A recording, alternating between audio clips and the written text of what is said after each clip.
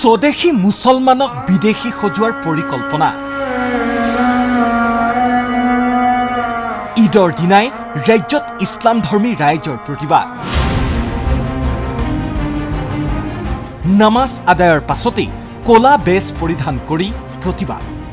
আজি তেওঁলোকে পবিত্ৰ যি নামাজ, এই নামাজ আদায় কৰাৰ পাছতে ক'লা বেজ পৰিধান কৰি তেওঁলোকে প্ৰতিবাদ সাব্যস্ত কৰিছে। পবিত্ৰ ঈদ উজ জোহা উদযাপনৰ মাজতেই আজি ৰাজ্যৰ বিভিন্ন প্ৰান্তত দেখা গ'ল এইসমূহ দৃশ্য।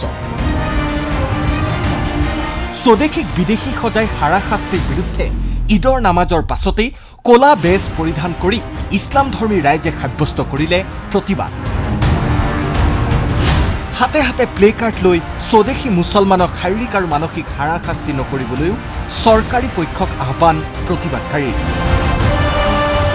কিছুদিন পূৰ্বে পুছ বেক নীতিৰে একাংশক বাংলাদেশলৈ বিতৰণৰ সময়ত ন' মেন্স লেণ্ডত সৃষ্টি হোৱা পৰিস্থিতিৰ যাতে পুনৰাবৃত্তি নঘটে তাৰ বাবেও চৰকাৰক দিলে সকিয়নি।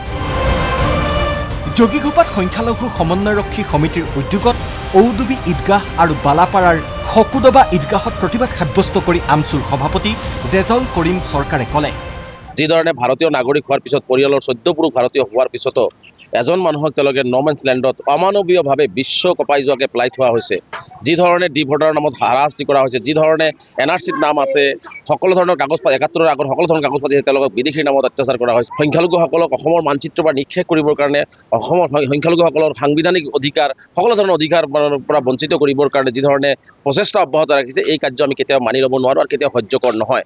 যাৰ কাৰণে আজি ঈদৰ দিনটোতো আমি আমাৰ আনন্দৰ মাজত, সম্প্ৰীতিৰ মাজতো আজি আমি আমাৰ মনৰ দুখ, মনৰ বেদনা, মনৰ ভিতৰত থকা প্ৰতিবাদী কথাবোৰ আজি আমি ক'বলৈ বাধ্য হৈছোঁ। চিৰাং, দলগাঁও, ৰঙাপাৰাতো প্ৰতিবাদ সাব্যস্ত কৰে একাংশই। আজি চাওক, থানাৰ বৰ্ডাৰ পুলিচে উঠোৱাৰ পিছত কি কৰে, তেওঁলোকে ভাৰতৰ বাংলাদেশ বৰ্ডাৰত তেওঁলোকক সীমান্তত তেওঁলোকে এৰি থৈ আহি যায়।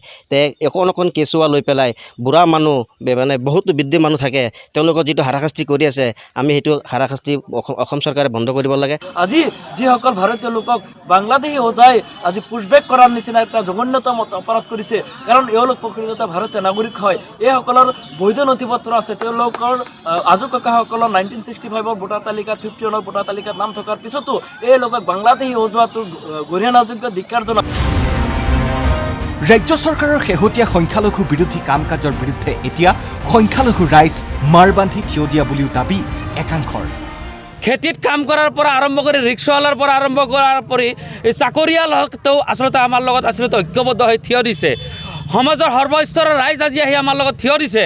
আমাৰ ওপৰত অত্যাচাৰ আচলতে ডিভোটাৰৰ নামত, NRCৰ নামত সময়ে সময়ে যি অত্যাচাৰ হৈ আছে, অত্যাচাৰৰ বিৰুদ্ধে আচলতে আমি ঐক্যবদ্ধ হৈছোঁ। গতিকে ৰাজ্যৰ পৰা এটা দাবী আহিছে যে ৰাজ্য চৰকাৰে হওক, কেন্দ্ৰীয় চৰকাৰে হওক আৰু অসম চৰকাৰৰ যি বৰ্ডাৰ ব্ৰাঞ্চৰ যিটো মই মতালি আচলতে, এই মই মতালিৰ বিৰুদ্ধে আচলতে আমি ঐক্যবদ্ধ হৈছোঁ। একাংশৰ মতে 1971 চনৰ 24 মাৰ্চৰ পাছত অহা বিদেশীক বিতৰণ কৰক, পাছে স্বদেশীক হাৰাশাস্তি নকৰিব। যদি আমাৰ অসমত যদি 1971 চনৰ 24 মাৰ্চৰ পিছত যদি কোনো অহা হিন্দু হওক, মুছলমান হওক যদি আছে, তেতিয়াহ'লে নীতি সংবিধান মতে দেশৰ আদালতৰ জৰিয়তে তেওঁলোকক চিনাক্তকৰণ কৰি নীতি নিয়মৰ ভিতৰত থাকি তেওঁলোকক বাংলাদেশক প্ৰেৰণ কৰা আমাৰ কোনো আপত্তি নাই। Bureau' report, ND24।